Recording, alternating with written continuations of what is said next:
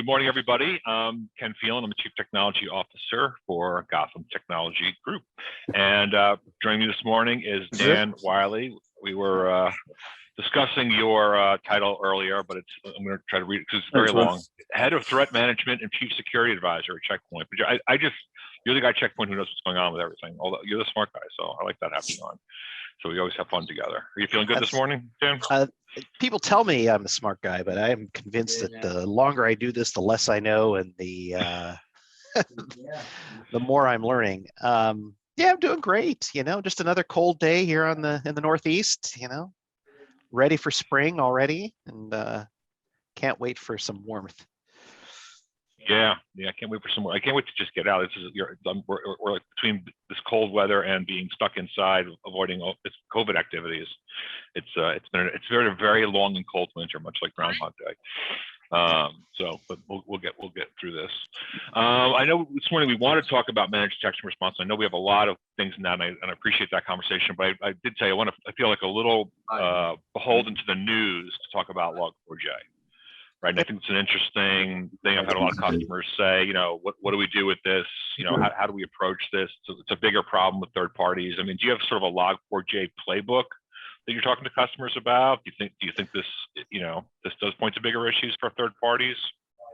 I think with Log4j and SolarWinds, sort of a ground truth has emerged. No one knows jack about their environment. And what I mean by that is you might know the operating systems, you might even know their core functions, but there's no way on this God's green earth anybody knows what's actually running in those operating systems. And the common theme we've seen is no one can find all of the iterations of Log4j libraries or where it's compiled in and what binaries are doing what. And ultimately, one would ask, is that the responsibility of, the system owner or the company or the responsibility of the software company? And what we're finding is that everyone is hot potatoing the sucker, and it's leaving us in a really precarious position. So let's talk about impact for a second. Yeah, is this bad? Yeah, it's about as bad as it gets, right? It's truly a nasty attack. Okay. I think the reality is customers struggle with how to actually quantify how bad it is because they just don't know where it is. They can't seem to find it. We were working with a bank the other day, and actually a very large bank and another very large software company, and they can't actually find it everywhere. And they acknowledge that if it's compiled in some binary or some application, there's absolutely no way for you to know if it's actually there. So the thing we're finding is that these customers are starting to reach out to their software vendors and forcing them to create a software bill of materials on every single element that was compiled into a binary.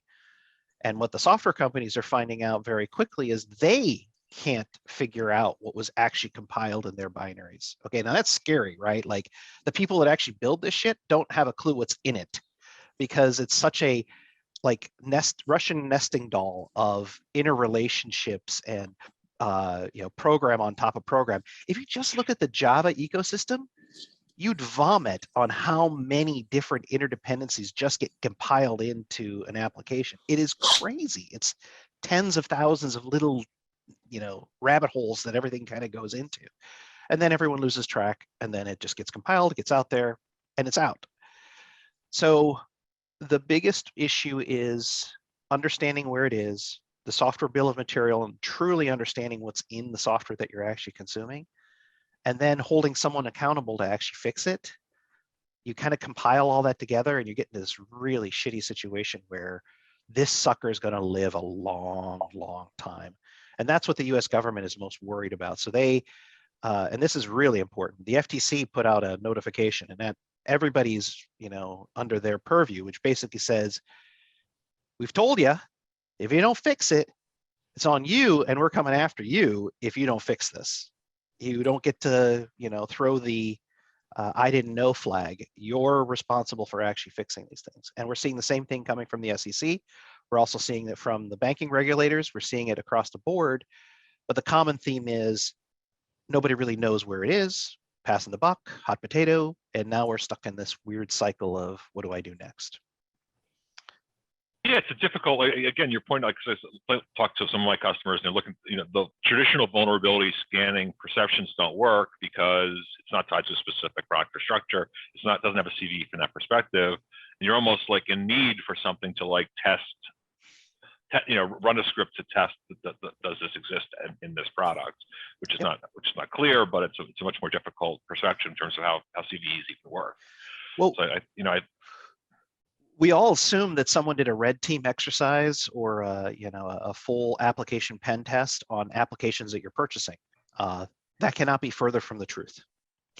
I'm telling you that 99% of the time, software vendors are not doing a full security assessment on every single version patch of an application.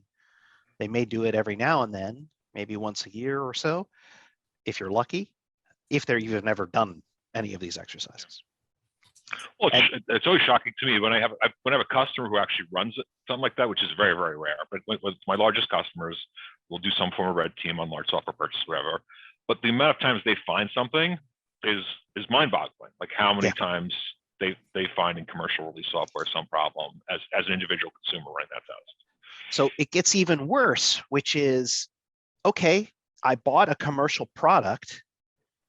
I can go choke the throat of that commercial product vendor, but it's an open source library that's maintained by 3 human beings on this planet. 3 people were responsible. And it's supporting literally friggin' everything. And there's 3 people on this planet that were responsible for the maintenance and the operation of that library, and it hadn't been touched in months. That part is what scares me the most, is that open source is wonderful. It's terrific. It's moved the entire internet forward. It is an altruistic, sort of paradigm. But when the rubber meets the road for accountability and responsibility, there is none. So this is a fundamental moment for open source, and especially the Java framework and all of that infrastructure, to sort of have a come to Jesus moment here around, how are you going to responsibly develop open source solutions, be accountable to a vulnerability of this size, and how do you play in commercial players that are bundling all of these open sources continuously into all your products? It's sort of a rat nests of liability, hot potato again. Yeah, it always surprised me, even like some of these government systems that are supposed to be super secure, whatever, why do they use GitHub? Like, I don't understand how you're building a secure system and you're just gonna get your code, from the local garage sale code or whatever. Yeah.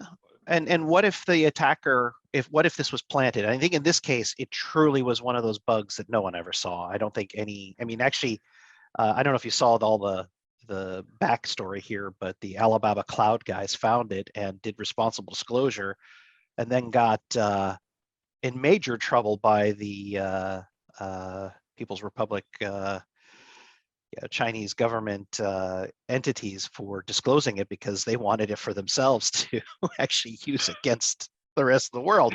Wonderful, great situation here where, now we have even geopolitics playing into responsible disclosure. So look, at the end of the day, everybody, the common consensus here is all software is broken. Always assume that you operate in a situation that nothing is trustworthy when it comes to software, and then start building layers of controls around it, because any other way, you're just asking yourself for trouble. Yeah. Before we move those off this, just give a chance to anybody to ask questions on this subject. I know a lot of customers should have questions. Does anybody want to open their mic up and ask a question, or raise their hand, or send a link or something? Ken, it's Mike. I don't know if you can hear me. Yep, I can hear you. You're spot on about the accountability around GitHub and stuff, but I think it goes even bigger into training AD environments as a whole. How do you pass things on, especially in the environment we're at now, where people are leaving left and right, and having been the victim of trying to get a piece of code broken only to find out that the developer was the only person who knew it, had been dead for 2 years. How do you pass the responsibilities on appropriately? We talk about joiners, movers, leavers, and all that stuff, but we've got to be aware that as these people join, move, and leave, you're going to be exposing issues around the maintenance of your code. Yeah, so I think having an effective DevOps process that includes, the entire development lifecycle, from design, Yeah. Module maintenance, all of that. What we've actually added into the system is every single hour, not day, not week, not month, every single hour, we are reviewing all of our libraries to ensure that there isn't an update. And if there is an update, there's an automatic introduction of the testing cycle to determine if that change is something that's a security event or an additional functionality or whatever happens to be. But every single hour we're being notified inside of our operations team if there is an event or an issue that needs to be addressed, and then we put a priority and a criticality around it. And we're literally monitoring the software like we're monitoring the firewalls for threats. And that's what you kind of have to do, is literally monitor every single one of those GitHub posts, looking for new versions. And if you see one, declare an incident, because it is an incident, because the clock is already ticking. The moment it was posted, you are now in a operational mindset that an incident is going to occur, or it has already occurred, because it's that serious now. Yeah, it's challenging because and I think Mike's got a good point, which is that it's as challenging as this is for Checkpoint, everyone else is commercial developers. Internally, application lifecycle management in most organizations is so broken. Maintenance just doesn't exist for a product that until it breaks, right? I mean, like there's just, like you say, even finding app owners is challenging, app inventories is challenging. So certainly as those large customers develop internally, I don't think they have the mindset or the budget develop for long-term maintenance in this kind of a fashion. And I don't disagree with that, Ken. And I think this is like a double-edged sword. Either you invest in an app and it has a life cycle measured in decades, or you outsource it to a framework that you can participate with, and they'll do the lifecycle management of all of the code and the systems and so on and so forth. But it's not a free lunch. I mean, I guess it's not like the 10 years ago where you develop an app and it'll last for 5 years. You develop an app and it will last 30 seconds. That's the mindset. Right. Good question, Mike. Any other thoughts on that, Mike? No. Good. All right, anybody else? Yep, thanks. All right, so we did want to talk about, and then because we've been getting a lot of questions, I know at Gotham we've been doing a lot more managed security services, doing a lot of that stuff, doing it in partnership with Checkpoint. Checkpoint has some new offerings, managed detection and response, and they're seeing a lot of action there. So I thought it would be good, and as Dan brought it up, I was like, well, first of all, let's just talk about some of the confusion. I think there's confusion in the acronyms about, well, when we say we're managed detection and response, what does that mean? What does it mean in comparison to managed security services? What does it mean in comparison to managed firewall services? So, like, how do you, from your perspective, even have the conversation about the taxonomy of this? So the first thing I ask everyone is, if you've got a cigar or if you need to light a blunt, this is a perfect time to do it, because this is the lesson in market confusion and marketing crack smoking that has occurred in the entire marketplace and has confused everyone completely, even myself. I'm now looking at, I saw a AV vendor calling them a ADR, and I'm like, what the frick is an ADR? I don't even know what any of these things are myself. But let me try to sort of put them in the right containers and kind of talk about, sort of the history of it and where we're going. So a lot of this confusion started with the endpoint players, CrowdStrike, SentinelOne, Carbon Black. they really needed a differentiator to show that they could offer advanced services and advanced capabilities in a very, very crowded space in the AV space. And they coined the phrase EDR. And again, the enhanced detection and response sort of capability, or the endpoint detection and response capabilities, was sort of a next level set of capabilities. Marketing guys obviously saw their opportunity and said, hey, that DR thing sounds kind of cool. How about we put other letters in front of it? So we've seen network detection and response companies like Corelight and others like that. We've seen other manifestations of the DR. Ultimately, there's really sort of a consolidation that's occurring in 3 or 4 different subject matters, and it's all sort of happening at once. So there's 2 main pillars to the whole DR market that are sort of percolating to the top: XDR and MDR. I'll start with XDR. XDR is the idea where you can consolidate, 3 or 4 different core products.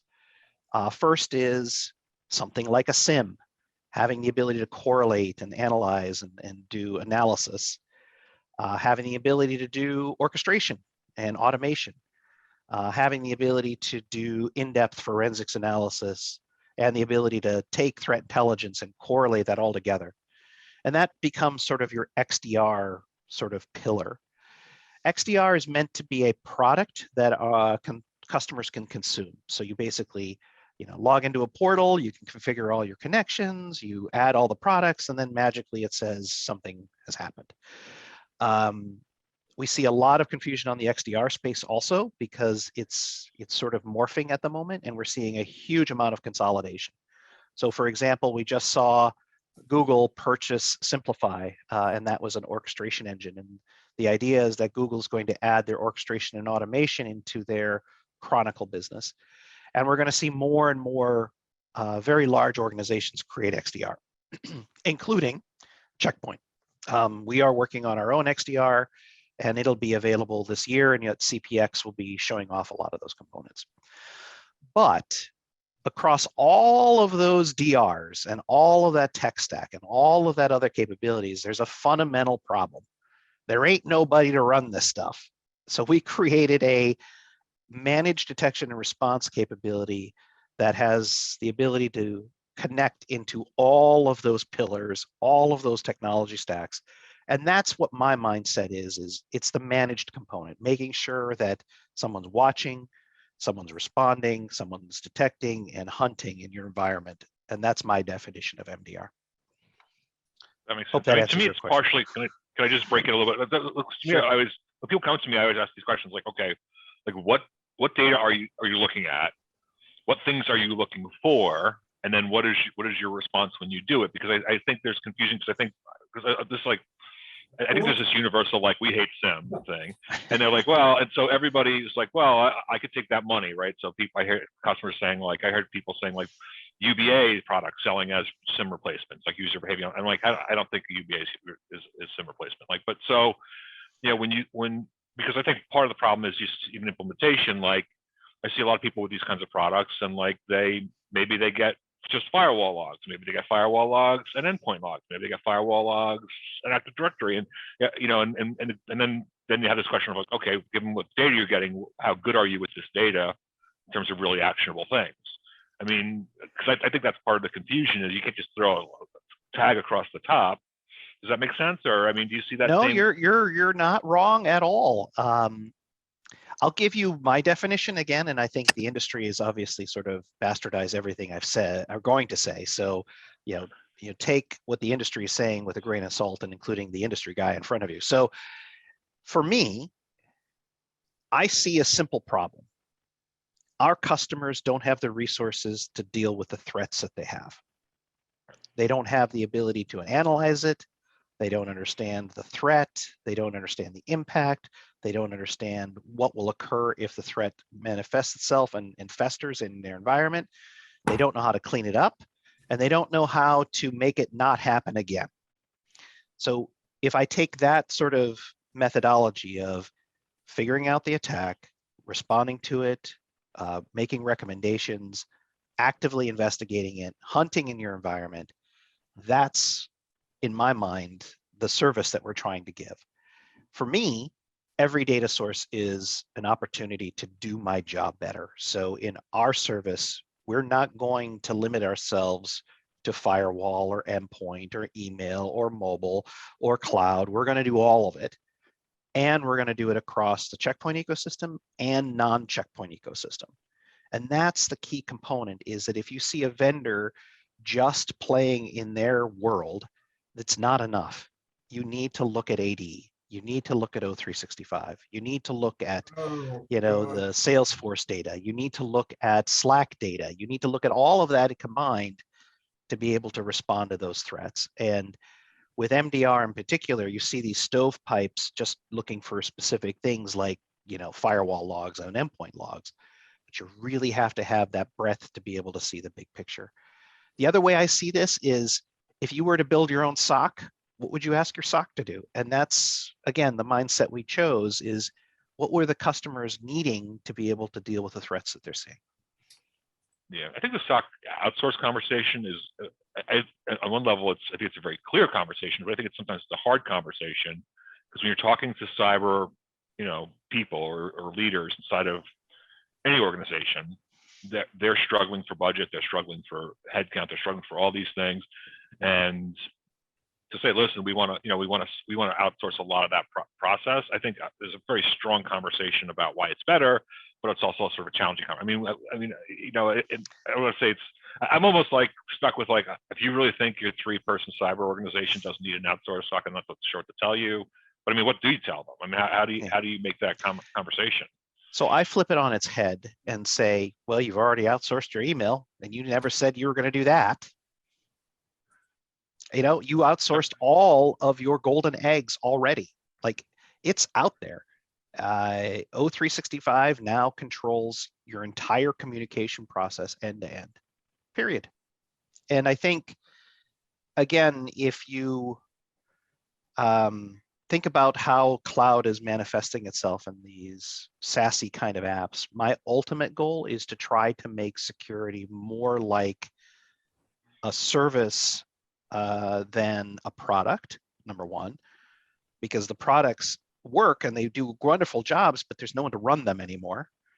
And if you don't create sort of an O365 model to security, you're not going to be able to sustain, things like what we're experiencing now, right? You can't sustain this rate of attrition in your environment. You can't sustain the rate of attacks that are occurring. You can't sustain responding. I mean, even my organization right now, it's designed just to respond to events. The volume is astronomical. And the only way to get the economies of scales to be able to respond to all of those fires continuously is to have a team that knows how to do that all day long, 24 hours a day, 7 days a week, and never changing. And most companies can't afford that. I mean, you just can't. Every single day, there's another thing. Every single minute, there's another thing. How do you actually respond to all of that and still try to move your security program forward? You're out of juice. There's just not enough resources to do both. Yeah, and even with economies, it's also just the scope of it. There's so many different expertises necessary, so many things just on a job, all these things. Like, there's just no way and even if you could do it, again, the largest organizations on the planet are Office 365, to your point. Like, why would you? Like, why would you not take advantage of that structure? And a lot of my customers are I say they're being hurt, but they have been hurt by a slowness to adapt SaaS products in security because they didn't trust them. And I'm like, well, that's I had this conversation with somebody who was talking about buying CrowdStrike, but they only wanted it if it could be done internally. And I'm like, if you take the crowd out of CrowdStrike, you don't want it. Like, you need the SaaS part, and that's where the benefit is. And it just, signing up for that philosophy is going to help us all. I understand the hesitancy. I absolutely do. But I don't think you're going to be able to fight the reality that the battle is being fought at levels that you cannot afford to fight. Like, the just being on the internet today, as a medium-sized company, say 5,000 employees, you cannot get the resources, nor can you get the technology, nor can you get the organization to adapt to the battle that you actually have to fight, which is nation state actors, ransomware actors, over 1,000 different groups that are specifically targeting you constantly to try to steal your money, your IP, your infrastructure. I just don't know how an organization could ever get to a point to actually defend that without having an army to help them also fight that battle. And I think that's sort of the realization that I've finally come to, is that only, I would say, 50 to 100 orgs globally have the money, the resources, the commitment, the drive to actually be able to defend against the attacks that I just talked about. We try to put products around it. We try to put all of this great capability to defend. But the problem with that is that, are you constantly cleaning your M16 in case there's a battle? Do you know how to use your M16 every single day? Do you know how to be a sharpshooter and a military transport expert and a medical expert and the 50 other experts that you're required to be able to be in a battlefield? No, you don't. And I think that's the reality, is that this has gotten to be such a war, and I use that word specifically, that I just don't know how you can do that without having many expertise in-house available and be cost effective, right? Because all of the things I just described are exceedingly expensive, right? So if you look at the JPMC, Citi, Wells Fargo, and these are the organizations that do have the skills to be able to defend it. Their budget in cybersecurity is measured in the billions, right? I don't know how you can, get that kind of expertise in house.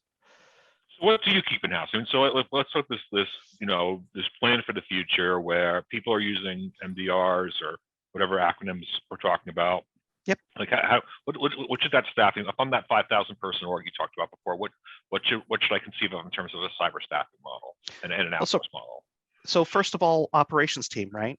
You need 24/7, at least 2 to 3 people per shift to be able to handle the volume of alerts that are coming in typically in a typical environment.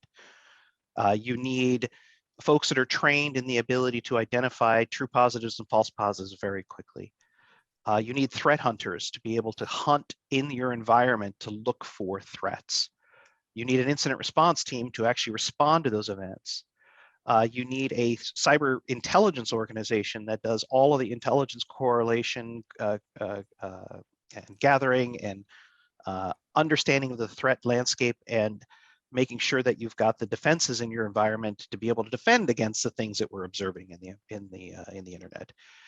You also need a research organization that's looking and can be able to reverse engineer malware and be able to do very in-depth machine level analysis on some of these threats, because some of these are extremely tailored for your organization. Then you need an oversight, right? You need like a management plane to manage all this crap. You need all the tools to make all of this stuff work, which again is not cheap. But then you also need legal expertise, because you're now dealing with threats that are coming from your supply chain, right? From your partners. How do we navigate that waters? How do we deal with the insurance companies if there is an incident? How do I deal with government agencies, right? And what are my compliance ratings? And how do I deal with all the compliancy stuff? And the list just keeps going. So the laundry list is extremely long. And again, building all of that is very difficult. Yeah, but okay, so got you. But what on the other side of the coin, if I do have a good MDR partner, I outsource that element, are there still elements I want to keep in house? Like, what does my team look like at that point? Oh, 100%. No, you want to keep your team focused on forward momentum. Aligning security to your business objectives, right? So if you're operationally dealing with all this, you're not doing that, right? So spending the time focusing on the new areas of your network, of your environment, understanding the new businesses that you're in, adapting to your business strategy, and being extremely focused on, building the security program holistically in your environment instead of fighting fires all day long. And I think that's the differentiator. We've had one customer who called us back the other day and actually gave one of our guys like one of these little thank you cards. I haven't seen that from a customer before, but I got one, so that was nice. Anyway, he said, you know, I took a moment this last year and I didn't have to worry about the operations. I just worried about the strategic vision, and I got a promotion out of it. So thank you. So that was nice. But I think that's the key thing is, you know, we have limited resources. What's the most important thing? Your business, not security. I mean, security is really, really, really important, but you want to make sure that security is aligned with business. And if you're busy firefighting, you don't have the opportunity to do that.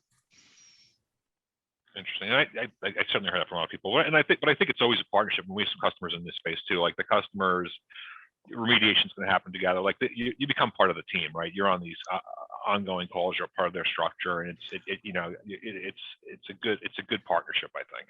So Ken, one of the things that I wanted to do was, I've been doing this a really long time, so have you. And if I have to listen to another darn Muzak hold music again in my life, I just hang up now. I don't even bother. I find another way to deal with whatever problem I have. But I swore that would never happen in my team, where you would be put on hold and you'd listen to Muzak. So we broke those walls open and we started looking at ways that we can communicate with our customers in real time. So starting next 2 to 3 weeks, we're going to open it up to all of our customers a dedicated Slack channel where our analysts and your team members are literally on Slack or Teams working together. And it becomes a no BS zone to make sure that when we see something, we say something, we work together, we remediate it, we deal with it, we bring all of the information so you don't have to get it, and we just do all of I call it like the aggregator of all the information and present it to the customer, and the customer doesn't have to do all that, and we just work together to solve it. And it takes seconds. It doesn't take minutes or hours or weeks. It's literally, we saw Bob download a file, he put it on his USB drive, and it sure looks like it's the plans of the Death Star. We may want to do something, right? And that's the conversation. Yeah, I would say I think operational integration is people worry about the tech. It's and like we do a lot of work. I'm sure you just have tying in ticketing systems, doing stuff. So our systems aren't. There's no fence, right? Everything just kind of works together. That's totally works out. And you have to have. I like when there's just relationships too. Like you actually talk to the same people on a semi-regular basis. You have, that kind of works too, because then you start to develop trust. It's hard to trust organizations. It's easy to trust people.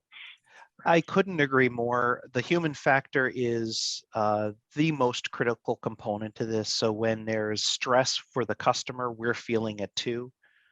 We don't divert that stress. We actually run towards it, and that's the definition of IR guys, right?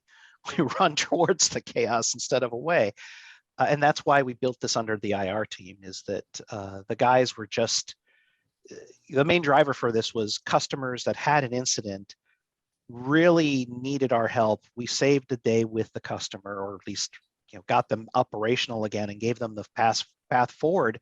And then the customer's like, "Don't go anywhere, stay." And we said, "Well, we could stay for $400 an hour if you'd like." And then they're like, "Get out!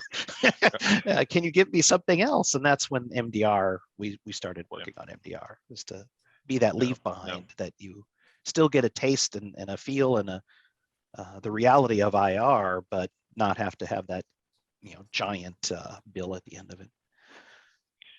Yeah, I think to me there's like sort of a level of maturity. I think we talked about this before in terms of like managed service providers. I think when you talk to high level executives, a lot of times they feel like they have this service, whether it's we have managed firewall, we have this, we have that. And I've even gone to customers who have sort of an MDR, but just don't, in my mind, have it properly implemented, like before about the data. Like if all you're sending is your firewall logs, then you're kind of limited about what you're going to see. I mean, like how do you work to make sure that the effectiveness is what the client thinks it is? Because I think sometimes it looks like a checkbox and they get into the space, but because of the data sets you're looking at, or maybe because of the way you're integrated operationally, what to you looks like a successful integration of what needs work, I guess. So that's a really good question. Technically, you need as many sources of good intel and noise and signal from all of your systems, right? So all of the key security products obviously are things that we want to onboard. But I think I'll kind of throw the answer back at you. And I think what we're actually finding is happening, and I didn't anticipate this. So traditional managed service providers, we typically see them throw alerts over the fence and say, hey, something went bump. Customer here, it went bump. What do you want to do? No. What we're going to do is we're going to figure all out why it went bump. We're going to give you how to remediate it immediately and make recommendations to make sure it doesn't happen again. But what we're finding is that we're now measuring the effectiveness of the customer to make sure that they're actually doing what we're asking them to do, or again, we're not telling them to go jump off a bridge, but we are saying, hey, customer, you really, really, really, really need to do this right here. And it will truly impact your security effectiveness by doing that. And we can measure it, and we can show you that if we make this chain together, your operational efficiencies, your security risks, all of those will be better. And our goal is to measure that against the common security framework and so on and so forth. But we're also starting to manage the customer a little bit, right? Like pushing them to start thinking of security in different ways to make the security outcome in a better way. So again, I'm not trying to be a pushy guy, but I am trying to push them forward to ensure that their security posture is to a point where it's effective. So it's actually the opposite problem. We're being too pushy, if that makes a sense. So we have to find a fine line of saying, hey, customer, look, you've got Log4j or an RDP server on the internet. We need to get this down now. And let's help you right now figure out ways so we can remediate that so you don't get owned in 20 minutes. No, that's definitely philosophical. With other MDRs have this conversation where they're like, we're here just to tell you when there's been a serious incident, like basically a breach. And I'm like, this isn't breach detection. Signal to noise to me is about if it's actionable. If I can take an action which improves my security posture or, like to your point, operational efficiency, then that's something we need to know. That needs to be raised up. So we don't need to sit around waiting for breach. We need to, we absolutely need to share. We owe it to everybody to have continuous improvement in our security posture. And you're right, to some extent that makes us become a bit of a nag sometimes, but I think that's what you're paying us for. Yeah, exactly. And I think upper management loves that kind of stuff, right? What am I doing wrong, right? They want to know, well, they love to know the problem and you've already solved it. That's what they absolutely love. They can't get enough of that, right? But if you give them a problem and there's no solution, they don't like that, right? They don't want that at all. My intention is to be able to do both of those things and guide in a constructive way without being aggressive vendor or being a jerk about it, but guide the customer from one level of security to another that's the right fit for them in their industry, right? So, so for example, when you have a K-12 high school or a school district, I will never ask them to be at the level of Citibank security. It's just not going to happen. But there is a plane of existence where they should be at to be able to limit the impact so they don't have an outage and they have to close the schools for 3 weeks, right? That's the levels that I'm talking about, and helping a customer acknowledge where they need to be, where they're at, and guiding them to that happy place is really what we want to try to get to.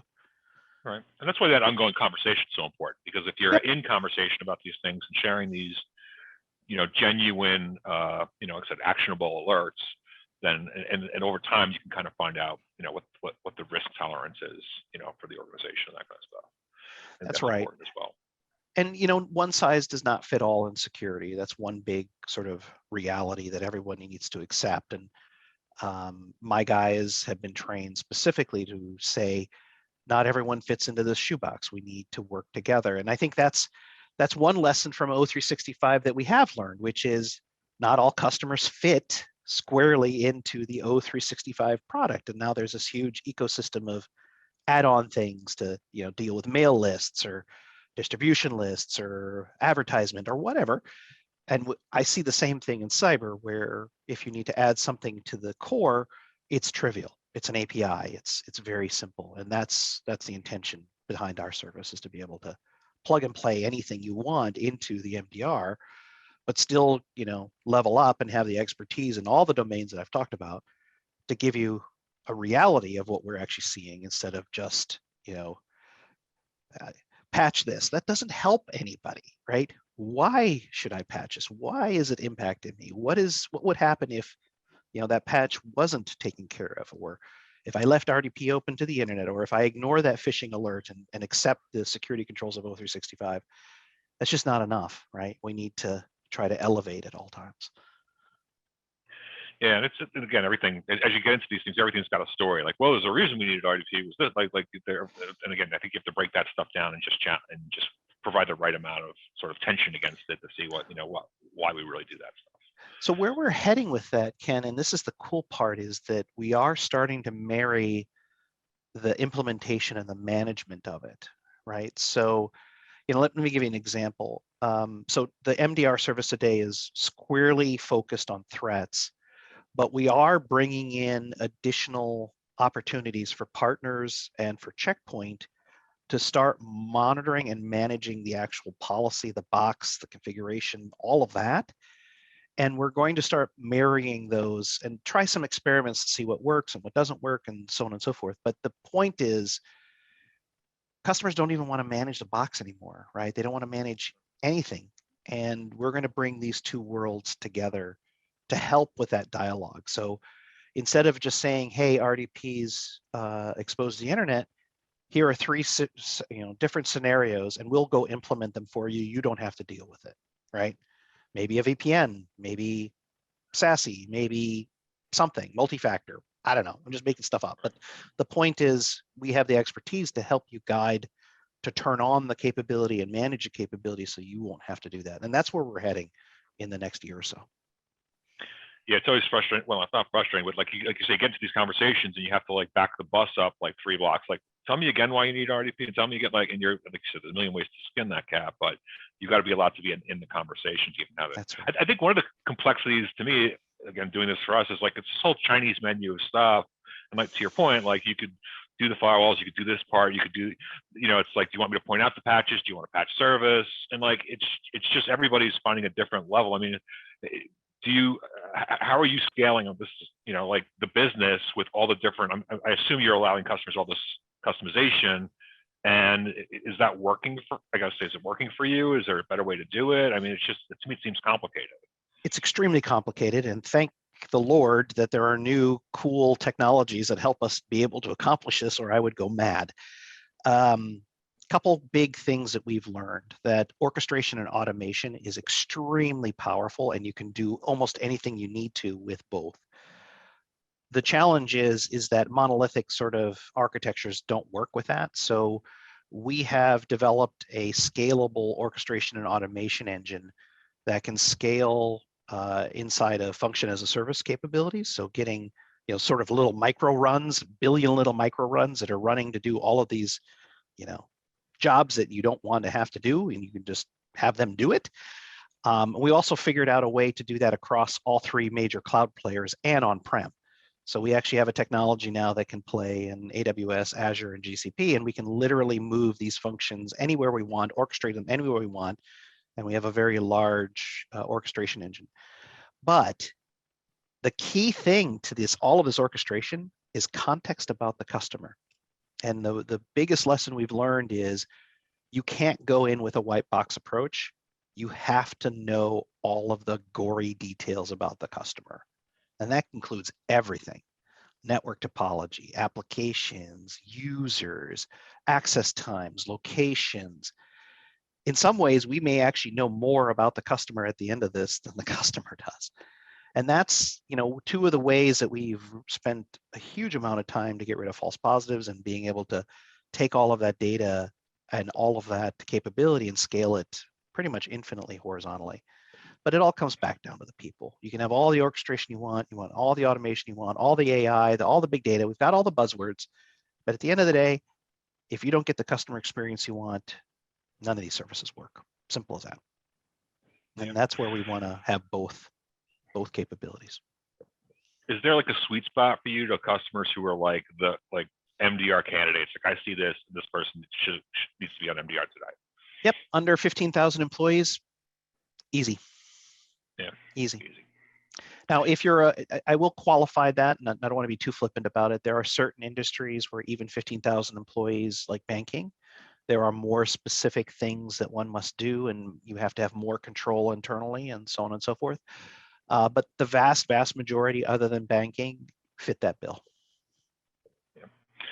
All right, we're closing up on 15 minutes here. I mean, that left for open for questions, see what that is. But I mean, I guess just my last, sort of, just maybe if you can just give me a summary, like having had this conversation, being interested in thinking about MDR, whatever, like what should my top rubric look like? What kind of things am I looking for in an MDR provider if I'm going to start looking at Checkpoint or other?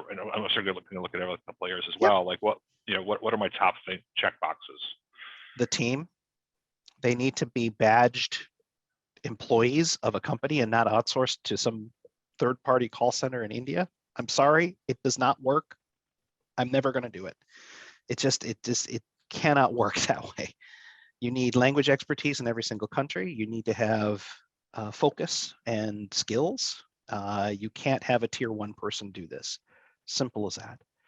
Number 2, having the ability to be open, be able to play with every single vendor out there, because no one has all of Checkpoint's kit. I'm sorry, I even accept that. I wish you would, but you don't, and that's okay. And you really do need to have an open ecosystem to be able to incorporate all this. The third thing is be on the lookout for warning signs around communication with the customer, right?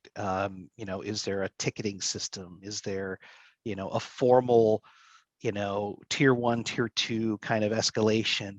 Those are all warning signs in my mind for not having enough resources to be able to handle the event as you pick up the phone.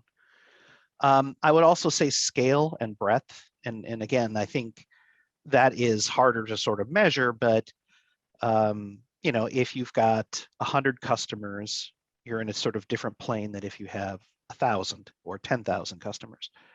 And you kind of understand that a niche player won't have the breadth and the scope of the intel or the skill set or the technical chops to be able to talk about every single damn technology on the planet. I think all of those things are sort of warning signs. The last warning sign I will say is if they force you to install their own tech, that's also a slight warning sign. It doesn't mean it's like a showstopper. It just means that their telemetry is typically based on those products only. Like, so for example, a couple of our competitors require their endpoint agent or their network sensor or their thing. Again, that's a little bit of a warning sign. Again, I'm not saying it's a showstopper, but it's just totally inconvenient. Number one, you have to install another thing and manage it. So I think those are the big, showstoppers that I'm seeing. Awesome, thanks, Dan.